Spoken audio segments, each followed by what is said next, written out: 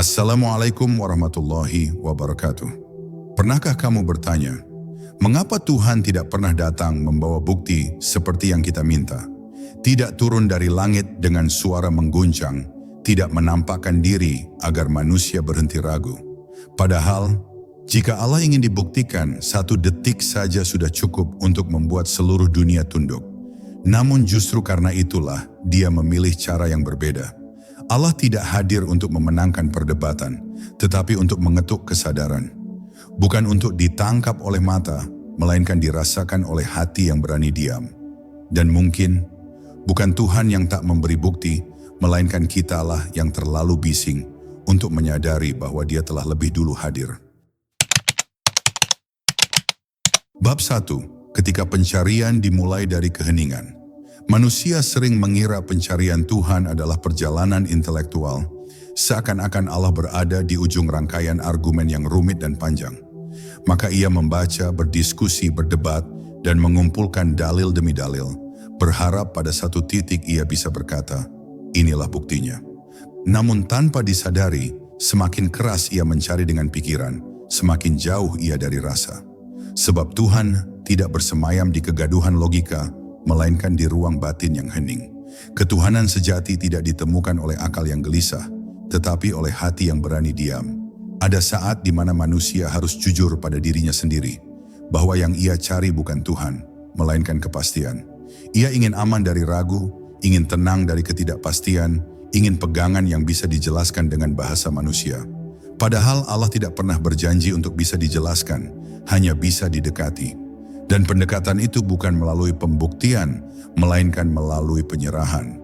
Ketika manusia berhenti memaksa Tuhan masuk ke dalam kerangka pikirannya, disitulah ruang perjumpaan mulai terbuka. Hati yang belum tenang akan selalu menuntut tanda. Ia ingin mukjizat yang terlihat, suara dari langit, atau peristiwa besar yang mengguncang dunia. Namun hati yang mulai matang justru menemukan Tuhan dalam hal-hal yang paling sunyi. Dalam tarikan napas yang masih diizinkan, dalam doa yang tak terucap, dalam kegelisahan yang tiba-tiba reda tanpa sebab yang jelas. Ketuhanan tidak selalu datang sebagai cahaya yang menyilaukan, seringkali ia hadir sebagai ketenangan yang lembut dan sulit dijelaskan, namun terasa nyata. Pada titik tertentu manusia akan menyadari bahwa keraguannya bukan berasal dari kurangnya bukti, melainkan dari jaraknya sendiri dengan kehadiran ilahi. Seperti orang yang menutup mata, lalu bertanya, di mana matahari? Ia tidak kekurangan cahaya, hanya enggan membuka diri. Allah tidak pernah bersembunyi, tetapi ego manusialah yang menutupi pandangan batin. Selama seseorang masih berdiri sebagai hakim yang menuntut Tuhan untuk membuktikan diri, selama itu pula ia belum siap menjadi hamba yang merasakan. Maka awal dari rasa sejati ketuhanan bukanlah keyakinan yang lantang, melainkan kerendahan yang sunyi. Saat manusia berani mengakui bahwa ada wilayah kehidupan yang tidak bisa ia kuasai, tidak bisa ia pahami sepenuhnya, dan tidak bisa ia buktikan dengan kata-kata. Di sanalah Allah mulai terasa dekat, bukan sebagai konsep yang harus dimengerti, tetapi sebagai kehadiran yang menenangkan. Dan ketika hati telah disentuh oleh rasa itu, pertanyaan tentang bukti perlahan kehilangan maknanya, digantikan oleh satu kesadaran sederhana, bahwa Tuhan tidak perlu dibuktikan, karena Dia telah lebih dulu hadir. Bab 2. Tuhan yang tak pernah menjadi objek. Kesalahan paling halus dalam pencarian Tuhan adalah saat manusia tanpa sadar menjadikan Allah sebagai objek. Sesuatu yang diletakkan di luar dirinya, diamati dari kejauhan, lalu diuji dengan ukuran akal dan bahasa. Padahal segala sesuatu yang menjadi objek pasti terbatas, bisa ditolak, dan bisa dibandingkan. Sementara Allah adalah yang maha meliputi, bukan sesuatu yang bisa dikelilingi oleh pikiran. Ketika Tuhan diposisikan sebagai objek pencarian, sejak itu pula jarak diciptakan, dan jarak itulah yang membuat manusia merasa perlu bukti. Allah tidak pernah berdiri di sana, menunggu manusia membuktikan keberadaannya. Ia justru hadir di sini, lebih dekat daripada kesadaran manusia tentang dirinya sendiri. Namun karena kehadirannya terlalu dekat, manusia gagal merasakannya. Seperti udara yang selalu mengelilingi, justru jarang disadari kecuali saat ia sesak. Ketuhanan seringkali baru dicari saat hati terluka, saat hidup kehilangan arah, atau saat semua sandaran runtuh. Padahal sejak awal Allah tidak pernah pergi. Pikiran manusia terbiasa bekerja dengan jarak. Subjek dan objek, aku dan itu, yang mencari dan yang dicari. Cara kerja ini berguna untuk memahami dunia, tetapi menjadi penghalang ketika diterapkan pada Tuhan. Sebab Allah bukan itu yang terpisah dari aku. Dialah yang mengadakan aku itu sendiri. Maka bagaimana mungkin sang pengada dijadikan objek oleh yang diadakan? Disinilah banyak pencari terjebak, merasa semakin cerdas, namun semakin jauh dari rasa. Ketika seseorang berkata, aku ingin mengenal Allah, seringkali yang ia maksud adalah mengenal konsep tentang Allah. Ia puas ketika pikirannya penuh dengan pengetahuan, istilah, dan definisi. Namun pengetahuan tidak selalu melahirkan kedekatan. Bahkan jika tidak disertai kerendahan, ia bisa menjadi hijab yang paling tebal. Sebab hati yang merasa sudah tahu akan sulit untuk tunduk. Dan hati yang sulit tunduk tidak akan merasakan kehadiran. Maka bab ini bukan mengajak untuk berhenti berpikir, melainkan mengajak untuk tahu batas berpikir. Ada wilayah di mana akal harus menunduk, bukan karena lemah tetapi karena sadar. Saat manusia berhenti memperlakukan Tuhan sebagai objek pengetahuan dan mulai menghadirkannya sebagai sumber kehidupan, disitulah rasa ketuhanan mulai tumbuh. Bukan sebagai sesuatu yang dipahami, tetapi sebagai sesuatu yang dihayati. Dan dari penghayatan itulah lahir ketenangan yang tidak membutuhkan pembuktian apapun. Bab 3. Keraguan bukan musuh, tetapi pintu. Keraguan sering dianggap sebagai lawan iman, sesuatu yang harus segera disingkirkan agar keyakinan tampak utuh. Padahal dalam perjalanan batin, keraguan bukan selalu tanda kelemahan, melainkan tanda bahwa jiwa sedang bergerak. Yang berbahaya bukanlah keraguan itu sendiri, tetapi sikap hati ketika berhadapan dengannya. Keraguan yang disertai kejujuran dapat membuka pintu kesadaran, sementara keraguan yang dipelihara oleh kesombongan justru mengeraskan batin. Ada manusia yang meragukan Tuhan karena ingin menemukannya, dan ada pula yang meragukan Tuhan karena enggan tunduk. Keduanya tampak serupa di permukaan, tetapi berbeda arah di kedalaman. Keraguan yang lahir dari pencarian selalu disertai kegelisahan yang lembut. Seolah hati berkata bahwa ada sesuatu yang lebih besar dari dirinya. Sedangkan keraguan yang lahir dari ego selalu disertai tuntutan, seakan Tuhan harus menyesuaikan diri dengan ukuran akal manusia. Allah tidak menjauh dari orang yang bertanya, tetapi manusia sering menjauh ketika jawabannya menuntut perubahan diri. Banyak orang ingin keyakinan yang menenangkan tanpa harus merendahkan ego. Ingin iman yang nyaman tanpa harus kehilangan kendali. Padahal perjumpaan dengan Tuhan selalu membawa konsekuensi. Runtuhnya rasa paling benar dan lahirnya kepasrahan yang dalam. Di titik inilah banyak pencari berhenti, bukan karena tidak menemukan, tetapi karena takut kehilangan dirinya yang lama. Keraguan menjadi pintu ketika ia diiringi kesadaran bahwa akal memiliki batas.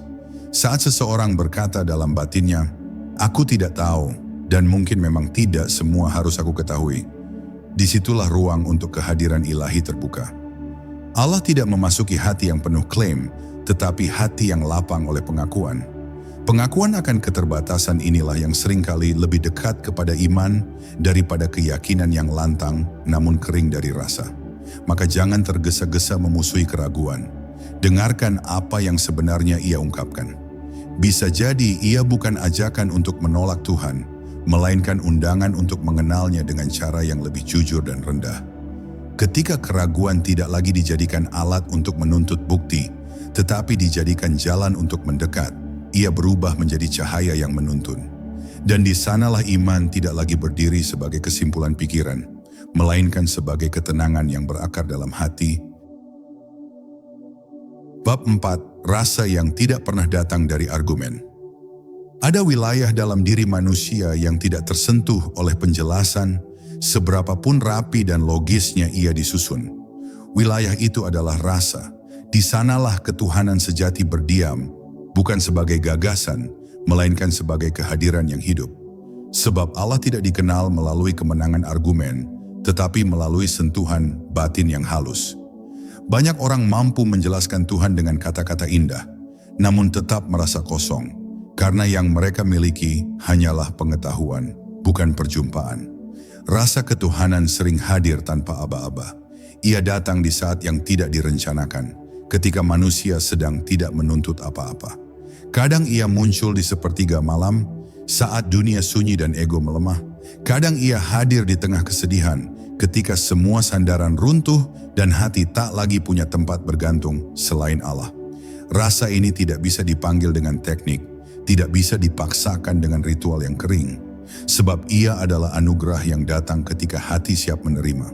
Yang membuat rasa ini sulit dijelaskan bukan karena ia samar, tetapi karena ia terlalu nyata. Seperti seseorang yang merasakan cinta mendalam, ia kesulitan menjabarkannya dengan bahasa. Bukan karena cinta itu kecil, tetapi karena ia melampaui kata. Demikian pula dengan kehadiran ilahi. Ia tidak membutuhkan definisi untuk menjadi nyata, cukup dirasakan untuk diakui. Dan saat ia hadir, manusia tidak lagi sibuk bertanya tentang Tuhan, karena hatinya sedang bersamanya. Namun rasa ini tidak tumbuh di hati yang penuh tuntutan. Selama manusia masih berkata dalam batinnya, "Aku akan percaya jika..." Selama itu pula ia sedang menutup pintu rasa. Allah tidak datang untuk memenuhi syarat manusia, tetapi untuk disambut oleh kerendahan. Hati yang sederhana, yang tidak merasa layak namun berharap, justru lebih dekat kepada perjumpaan daripada hati yang merasa tahu segalanya. Di titik ini, manusia mulai memahami bahwa iman bukanlah hasil berpikir yang keras, melainkan hasil membuka diri yang lembut. Rasa ketuhanan tidak pernah lahir dari argumen panjang, tetapi dari kejujuran yang sunyi. Dan ketika rasa itu telah menetap, ia tidak menjadikan seseorang sombong, justru membuatnya lebih rendah, lebih tenang, dan lebih berhati-hati dalam memandang hidup. Karena ia tahu ada sesuatu yang maha hadir, yang tidak perlu dibuktikan, tetapi cukup disadari dengan penuh adab. Bab 5. Kedekatan yang terlalu halus untuk disadari. Seringkali manusia mencari Tuhan sejauh mungkin, seakan Allah berada di tempat yang jauh dan tinggi, menunggu untuk ditemukan melalui usaha yang berat dan panjang. Padahal yang membuatnya terasa jauh bukanlah jarak, melainkan kebiasaan manusia sendiri yang selalu keluar dari dirinya. Allah terlalu dekat, terlalu menyertai, hingga kehadirannya menjadi samar di mata hati yang sibuk. Seperti detak jantung yang jarang disadari, namun tanpanya hidup tak akan berlangsung. Kedekatan inilah yang membuat Allah tidak membutuhkan bukti. Sesuatu yang benar-benar hadir tidak perlu ditunjukkan, ia dirasakan. Manusia tidak memerlukan bukti bahwa ia sedang bernapas, karena napas itu sedang berlangsung. Demikian pula dengan Tuhan. Setiap detik keberadaan adalah kesaksian, tetapi kesaksian ini hanya bisa dibaca oleh hati yang tenang. Hati yang terlalu bising oleh keinginan, ketakutan, dan tuntutan akan sulit merasakan kehadiran yang lembut. Allah tidak pernah berjarak dengan makhluknya, tetapi manusia sering berjarak dengan dirinya sendiri. Ia hidup dalam penyesalan masa lalu dan kecemasan masa depan, hingga lupa hadir pada saat ini. Padahal saat inilah tempat perjumpaan. Disinilah Allah menyertai, bukan sebagai ide, tetapi sebagai penopang kehidupan. Ketika manusia kembali hadir sepenuhnya, ia mulai menyadari bahwa yang ia cari selama ini tidak pernah pergi. Kedekatan ini juga yang membuat ketuhanan tidak bisa dipamerkan. Ia bukan pengalaman yang bisa dibanggakan, bukan pula status batin yang membuat seseorang merasa lebih tinggi. Justru semakin seseorang merasakan Allah dekat, semakin ia merasa kecil. Bukan kecil dalam arti hina, tetapi kecil dalam arti sadar akan ketergantungannya. Kesadaran inilah yang melahirkan adab, dan adab selalu lebih dahulu daripada pengetahuan. Pada akhirnya, manusia yang menyadari kedekatan Allah tidak lagi sibuk membuktikan, menjelaskan, atau mempertahankan keyakinannya dengan suara keras. Ia cukup hidup dengan penuh kesadaran, karena hidup itu sendiri telah menjadi zikir. Dalam kesederhanaan langkahnya, dalam ketenangan sikapnya, terpancar keyakinan yang tidak mencari pengakuan. Sebab ia tahu, Tuhan yang dekat tidak perlu dicari jauh-jauh, cukup disadari dengan hati yang kembali pulang. Bab 6. Tauhid sebagai pelepasan, bukan penguasaan. Banyak orang memahami tauhid sebagai pernyataan keyakinan, sebuah pengakuan lisan bahwa Tuhan itu satu. Namun dalam kedalaman makrifat, tauhid bukanlah sekadar pengucapan, melainkan proses pelepasan yang sunyi dan berlapis. Ia adalah keberanian untuk melepaskan semua sandaran selain Allah, termasuk sandaran paling halus, rasa mampu, rasa mengerti, dan rasa menguasai. Selama manusia masih merasa memegang kendali, selama itu pula tauhid belum sepenuhnya berakar. Akal sering ingin menguasai segalanya, termasuk Tuhan. Ia ingin memahami, mengklasifikasi, dan menempatkan Allah dalam sistem berpikir yang rapi. Namun di hadapan Yang Maha Esa, akal harus belajar bersujud. Bukan karena akal itu salah, tetapi karena ia bukan segalanya. Tauhid sejati dimulai ketika manusia berhenti menjadikan pemahamannya sebagai pusat dan mulai menjadikan Allah sebagai satu-satunya sandaran batin. Pelepasan ini terasa berat bagi ego, sebab ego hidup dari rasa memiliki dan mengontrol. Ketika seseorang diminta untuk benar-benar bertauhid, yang runtuh bukan hanya konsep-konsep lama, tetapi juga identitas yang dibangun dari rasa paling benar. Inilah mengapa tauhid bukan jalan yang ramai. Ia sunyi karena tidak semua orang bersedia kehilangan dirinya demi menemukan kebenaran yang lebih dalam. Dalam pelepasan itu, manusia belajar bahwa kekuatan sejati bukan terletak pada kemampuan mengatur hidup, tetapi pada kesediaan untuk dituntun. Ada ketenangan yang lahir ketika seseorang tidak lagi bersandar pada hasil, tetapi pada yang mengatur hasil. Di titik ini, doa tidak lagi menjadi daftar permintaan, melainkan ungkapan ketergantungan yang tulus. Hati tidak lagi memaksa, ia percaya. Tauhid yang hidup akan tercermin dalam sikap sehari-hari. Ia membuat seseorang lebih sabar saat diuji, lebih rendah saat dipuji, dan lebih lembut saat berhadapan dengan sesama.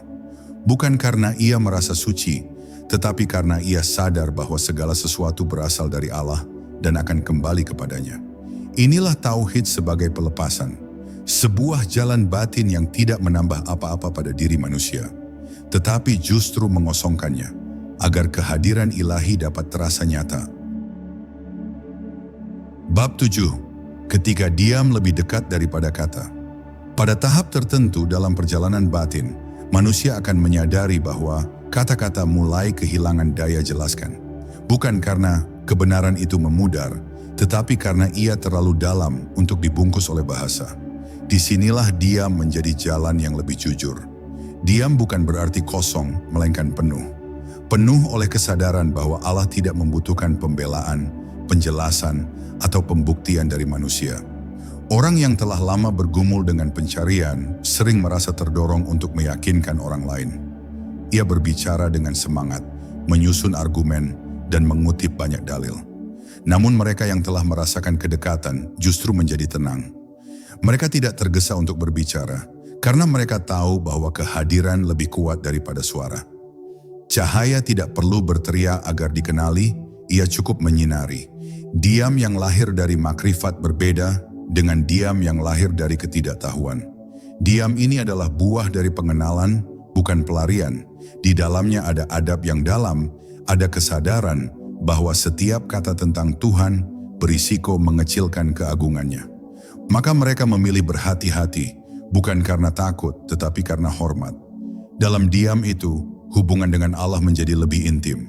Tidak ada lagi jarak antara doa dan jawaban, karena doa telah berubah menjadi keadaan batin. Setiap tarikan napas menjadi pengakuan, setiap langkah menjadi penyerahan. Di titik ini, manusia tidak lagi mencari momen khusus untuk merasa dekat, karena kedekatan itu telah menyatu dengan hidupnya. Bab ini mengajarkan bahwa tidak semua kebenaran perlu diumumkan dan tidak semua keyakinan perlu dibuktikan. Ada iman yang tumbuh subur justru dalam kesunyian, jauh dari sorotan dan pengakuan. Dan iman semacam inilah yang paling kokoh, karena ia tidak bergantung pada kata-kata manusia, tetapi bertumpu pada rasa yang hidup dan terus terjaga di hadapan Allah. Bab 8. Ketika bukti menjadi tirai yang menghalangi. Ada saat di mana pencarian bukti justru menjadi penghalang paling halus dalam perjalanan menuju Tuhan. Bukan karena bukti itu salah, tetapi karena hati yang terus menuntutnya perlahan kehilangan kepekaan. Ketika manusia terlalu sibuk mengumpulkan alasan untuk percaya, Ia lupa untuk hadir sebagai hamba. Padahal hubungan dengan Allah tidak dibangun di atas tumpukan argumen, melainkan di atas ketundukan yang hidup. Bukti selalu bekerja dengan jarak.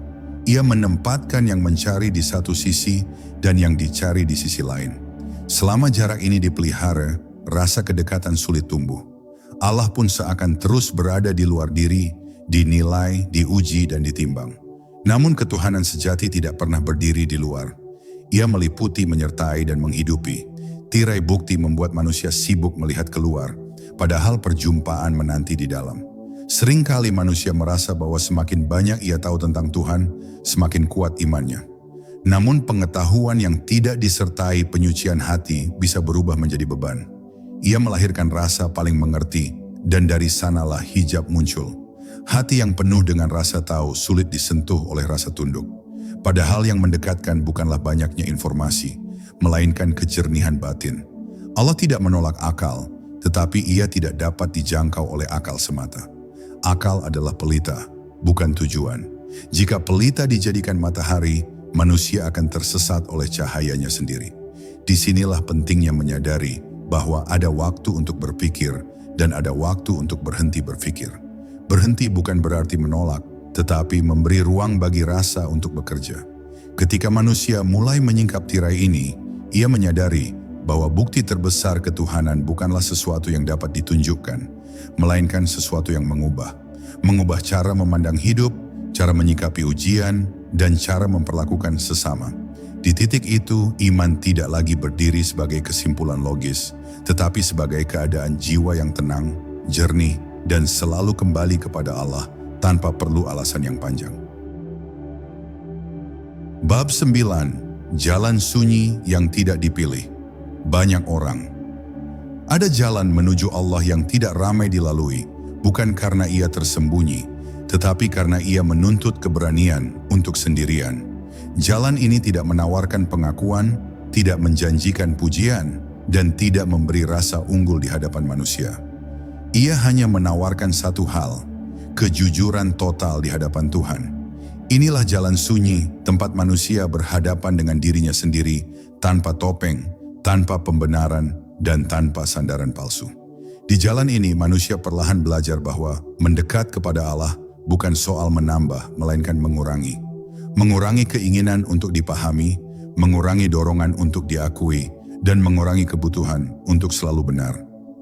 Setiap langkah adalah pelepasan, dan setiap pelepasan terasa seperti kehilangan, sampai akhirnya disadari bahwa yang dilepaskan hanyalah beban yang selama ini menghalangi rasa. Kesunyian jalan ini bukan berarti kesepian, justru di dalamnya ada kehadiran yang intim dan nyata. Ketika suara dunia mereda, suara batin mulai terdengar. Dan di balik suara batin itu, ada ketenangan yang tidak berasal dari diri sendiri. Banyak orang mundur di titik ini, karena keheningan sering mempertemukan manusia dengan luka-luka lama dan ketakutan terdalam. Namun bagi yang bertahan, keheningan berubah menjadi sahabat. Jalan sunyi ini tidak selalu terlihat dari luar. Seseorang bisa tampak biasa menjalani hidup sederhana, tanpa simbol-simbol kesalehan yang mencolok.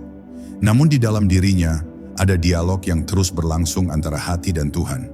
Dialog tanpa kata, tanpa tuntutan, hanya kehadiran yang saling menyertai. Inilah bentuk ibadah yang tidak tercatat oleh manusia, tetapi disaksikan sepenuhnya oleh Allah. Pada akhirnya, jalan sunyi mengajarkan bahwa kedekatan dengan Tuhan tidak diukur dari seberapa keras suara keyakinan, tetapi dari seberapa dalam ketenangan jiwa. Mereka yang menapaki jalan ini tidak merasa telah sampai, karena setiap langkah justru memperlihatkan betapa luasnya kehadiran ilahi. Dan dalam kesadaran itulah, mereka terus berjalan, bukan untuk mencari Tuhan, tetapi untuk menjaga adab dalam kebersamaan yang telah dianugerahkan. Bab 10. Saat kehadiran menggantikan semua pertanyaan. Pada akhirnya, setiap pencarian akan tiba pada titik hening di mana pertanyaan-pertanyaan yang dahulu terasa penting perlahan kehilangan daya desaknya. Bukan karena semua telah terjawab dengan sempurna, tetapi karena hati telah menemukan tempat bersandar. Di titik ini, manusia tidak lagi bertanya tentang Tuhan, sebab ia mulai hidup di hadapannya. Kehadiran menggantikan keingintahuan, dan ketenangan menggantikan kegelisahan. Kesadaran ini tidak datang sebagai ledakan besar, melainkan sebagai pemahaman yang lembut dan menetap. Hidup tidak serta-merta menjadi mudah, ujian tetap datang, dan luka tetap terasa. Namun ada perbedaan yang halus namun mendasar. Hati tidak lagi merasa sendirian. Setiap keadaan dipandang sebagai bagian dari perjalanan bersama Allah, bukan sebagai peristiwa acak yang harus dilawan dengan kecemasan. Di tahap ini, iman tidak lagi membutuhkan pembelaan. Ia hidup dalam sikap, bukan dalam pernyataan.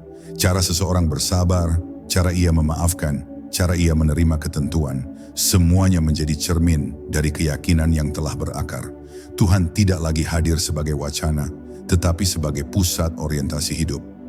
Dan ketika orientasi telah lurus, banyak hal yang dahulu terasa berat menjadi lebih mudah dijalani. Manusia yang sampai pada kesadaran ini tidak merasa telah mencapai puncak. Justru ia semakin berhati-hati, semakin rendah, dan semakin sadar akan ketergantungannya. Ia tahu bahwa setiap detik adalah pinjaman, setiap napas adalah amanah.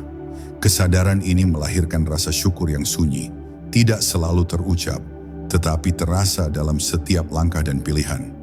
Maka di akhir perjalanan ini, tersisa satu kebenaran yang sederhana, namun dalam. Allah tidak pernah membutuhkan bukti, karena keberadaannya bukan untuk diperdebatkan, melainkan untuk dihadiri. Dan manusia yang telah merasakan kehadiran itu tidak lagi sibuk mencari, sebab yang ia cari telah lebih dulu menyertainya. Di sanalah rasa sejati ketuhanan bersemayam, tenang, jernih dan penuh makna, menjadi cahaya yang membimbing tanpa suara hingga akhir perjalanan. Pada akhirnya, Tuhan tidak pernah jauh dari manusia. Kitalah yang sering menjauh karena terlalu sibuk mencari bukti untuk sesuatu yang seharusnya dihadiri, bukan diuji. Allah tidak menuntut kita untuk memahaminya sepenuhnya. Cukup menyadari bahwa hidup ini tidak berdiri sendiri, bahwa setiap napas adalah izin, setiap langkah adalah penjagaan, dan setiap kembali adalah rahmat. Jika hari ini hatimu terasa tenang tanpa alasan, jangan buru-buru menjelaskannya. Mungkin itu bukan perasaan biasa, melainkan tanda bahwa kehadirannya sedang lebih dekat dari yang kamu kira. Dan disitulah, tanpa suara dan tanpa bukti, rasa sejati ketuhanan akhirnya menetap.